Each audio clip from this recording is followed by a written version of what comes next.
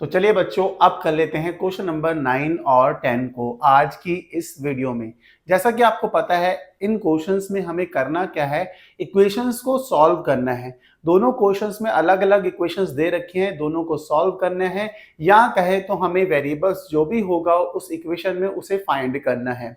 सबसे पहले एक बात करते हैं क्वेश्चन नंबर 9 की। ये अपने को इक्वेशंस दे रखी है। इस इक्वेशन को सबसे पहले हम लिख लेते हैं, x minus 5 upon 2 minus x minus 3 upon 5 equals to 1 upon 2। यही इक्वेशन है। यहां पर हमें ध्यान रखना है, ये दो क्या है, अलग अलग टर्म्स है। इन दोनों अलग अलग टर्म्स के बीच में साइन कैसा आ रहा है, नेगेटिव का। तो हम पहले क्या करेंगे, सबसे पहले इनको ब्रैकेट में कर लेते हैं, क्योंकि माइनस क्या होगा, दोनों से मल्टीप्लाई होगा, इसलिए हम ब्रैकेट कर लेते हैं ताकि कंफ्यूजन ना हो।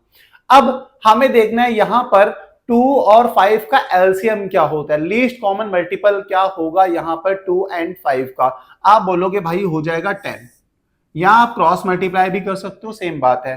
एलसीएम ले लिया हमने 10, तो अब क्या करेंगे, 2 5 जो होता है 10, इधर आएगा 5 विद इन ब्रैकेट में x माइनस 5। सही होगी बात। बीच में साइन है नेगेटिव का, 5 2 जो होता है 10, तो 2x माइनस 3। आप क्रॉस मल्टीप्लाई भी कर लो, सेम बात रहती है। इक्वल्स टू में आ जाएगा हमारे पास 1 अपॉन 2।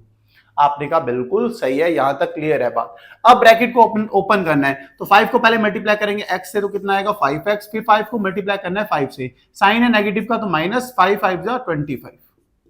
फिर ऐसे ही देखो, माइनस 2 को मल्टीप्लाई कर दो x से, तो कितना आएगा माइनस 2x।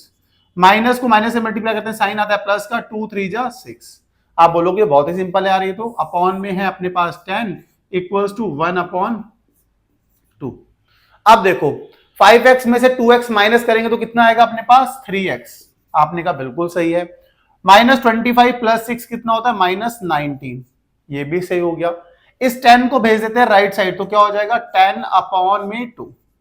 ठीक है, डिवाइड में 10 तो राइट साइड में जाएगा तो मल्टीप्लाई हो जाएगा 10 अपॉन 2, मतलब 2 5 जो होता है 10।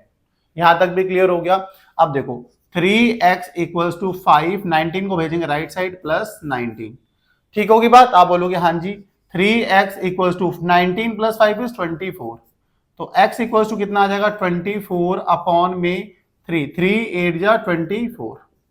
तो मतलब कहने की बात है यहां पर x की जो वैल्यू आई है वो आ चुकी है 8। सही है बात। आप बोलोगे हाँ जी, क्वेश्चन नंबर 9 यहीं पे खत्म होता है। बहुत ही आसानी से आपने समझ लिया है, मुझे पूरी उम्मीद है आया होगा समझ में। अब बढ़ते हैं क्वेश्चन नंबर 10 की ओर। यहां पर भी सबसे पहले हमें क्या करना है, सबसे पहले हमें इक्वेशन को लिख लेना है, 3t minus 2 divided by 4 minus 2t plus 3 divided by 3 equals to 2 upon 3 minus t. आप बोलोगे भाई अब हमें पता है अगला स्टेप क्या होगा, सबसे पहले ब्रैकेट बनाएंगे, क्योंकि दो टर्म्स है, इनके बीच में नेगेटिव का साइन है, ब्रैकेट बना देते हैं। ब्रैकेट बना लिए। अब उसके बाद क्या करेंगे भाई, एलसीएम लेंगे। नहीं, एलसीएम यहां नहीं लेना है। सबसे पहले काम क्या होता है, जितने भी वेरिएबल्स होते हैं उन सबको लेफ्ट साइड करने का और नंबर को राइट साइड। तो एक variable already left right side में है, पहले से ही राइट साइड में है, तो इसको क्या करते हैं लेफ्ट साइड में पहले लेके आएंगे, फिर एलसीएम लेंगे। देखो 3t minus 2 with in bracket में है अपॉन में 4 minus 2t plus 3 divided by 3। इस t को लेफ्ट साइड में लेके आए तो क्या होगा, plus t equals to 2 upon 3। इसके नीचे कुछ नहीं है तो मतलब। अब हमें एलसीएम लेना है, यहां पर 4 एंड 3 का एलसीएम क्या आएगा भाई, लीस्ट कॉमन मल्टीपल आने वाला है यहां पर 12। तो मैंने कहा सही है, 12 आ रहा है तो 12 लिख देते हैं, लिख दिया। इक्वल्स टू में यहाँ पे तो 2 अपॉन 3 है राइट साइड में। देखो 4 3 जो होता है 12, तो ऊपर क्या आएगा 3 मल्टीप्लाई में हो जाएगा 3t माइनस 2। 3 4 जा 12 होता है तो माइनस 4 2t प्लस 3। तो 1 को किसे करें 12 आया तो भाई 12 टाइम्स, तो ये आ जाएगा 12t।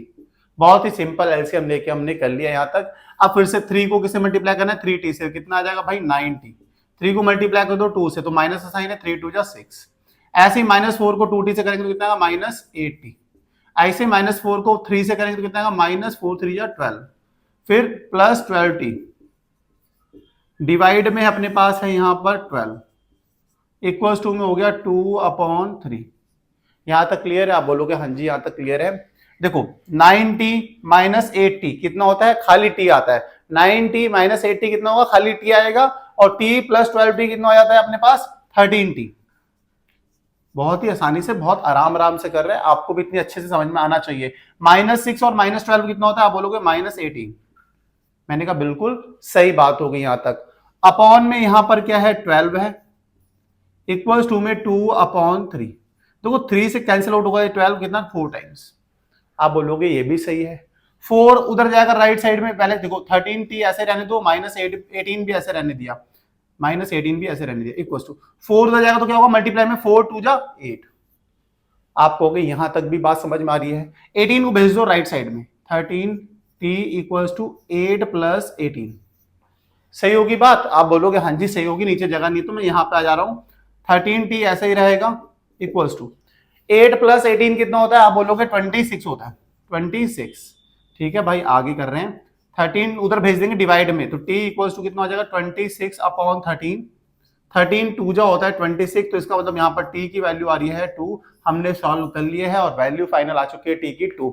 यही था हमारा क्वेश्चन नंबर 10। बहुत सिंपल था यार, बहुत ही आसानी से किया, बस कंसेप्ट समझ में आना चाहिए कि वेरिएबल को हमेशा लेफ्ट साइड में करना है, फिर सिंप्लीफाई करना है और आराम से आंसर आ जाना है अपने पास। एलसीएम आना चाहिए। अगर एलसीएम में कोई दिक्कत है तो भाई कमेंट जरूर करना और कमेंट बॉक्स में भर दो यार, जो भी डाउट आ रहे हैं ना कमेंट बॉक्स में कमेंट कर डालो। मिलते हैं नेक्स्ट वीडियो में नेक्स्ट क्वेश्चन के साथ। Bye bye, good night, take care.